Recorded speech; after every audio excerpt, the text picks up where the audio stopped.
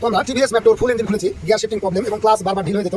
এখানে কিন্তু ক্লাস শাফটের নিচের বিয়ারিংটা ভেঙে গেছে এবং কোনটার সঙ্গে কিন্তু লেগে আছে। তো যদি বারবার ক্লাস লুজ হয়ে যায় তাহলে বুঝতে হবে যে ক্লাসের বিয়ারিং প্রবলেম হয়েছে। এছাড়া যদি গিয়ার শিফটিং প্রবলেম না যায় তাহলে কিন্তু এগুলো ধরে নিতে হবে। তো এটা কিন্তু ক্লাস এবং গিয়ার দুটোই প্রবলেম ছিল। তো আমরা ইঞ্জিন খুলেছি, এখন বিয়ারিংটা বের করে আমরা আবার নতুন বিয়ারিং দিয়ে যদি সেট করে দিই তাহলে কিন্তু ক্লিয়ার হয়ে যাবে। তো আমরা ইঞ্জিনের ভাঙা বিয়ারিংটা বের করে আনছি, পরিষ্কার করে নিয়েছি। এখন আমরা ইঞ্জিনটা সেটিং করবো। এই বিয়ারিং কিন্তু ক্লাচের যে প্রেশারটা পড়ে এই বিয়ারিংয়ের উপরে কিন্তু পড়ে, যে বিয়ারিংটা এখন আমরা লাগাবো। তো আমরা এখানে 6001 বিয়ারিং লাগিয়ে দিলাম। আর এটাও কিন্তু যেটা ক্লাচের সাথে থাকে এখানে, এটা কিন্তু 6001।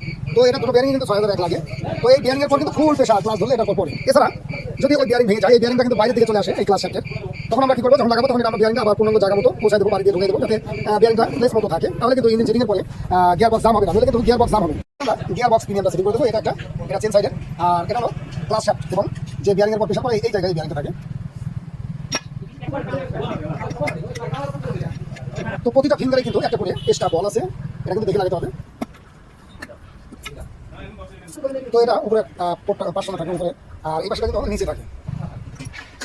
তো ঠিক এভাবে আমরা সেট করে দেবো, এটা নিচে আর এই পাশটা উপরে, এবং দুটো কিন্তু ছোটো বড় আছে, খেয়াল করে লাগালেই হবে। এরপরে আমরা গিয়ারটা লাগাবো, গিয়ার শাফট। তো আমরা বলছি হলো কিকার শাফট আমরা লাগাবো, কিকার প্রিমিয়াম সেটিং। এখানে কিন্তু আমরা চিহ্নটা দেখে নেবো। তো এটা কিন্তু মিল করে নিতে হবে, এই ফোটার সঙ্গে এই দুটো মিল করে নিতে হবে পজিশন, তাহলে কিকারটা একবার সেটিং হবে। আর যদি মিল করে না দিই তখন কিন্তু গিয়ার স্প্রিং কি করে, কিকার স্প্রিং লাগালে আর কোনো হয় না। এরপর আমরা ক্যাং শাফটটা সেটিং করে দিচ্ছি। তো ক্লিয়ার।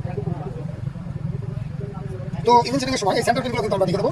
এই সেন্টার পিন যদি না থাকে দুটো, তাহলে কিন্তু ইঞ্জিনটা এদিকে একটু কস হয়ে যেতে পারে। এরপর আমরা ইঞ্জিন গ্যাসকেটটা দিয়ে ইঞ্জিন চাম্বারটা সেটিং করে দেবো।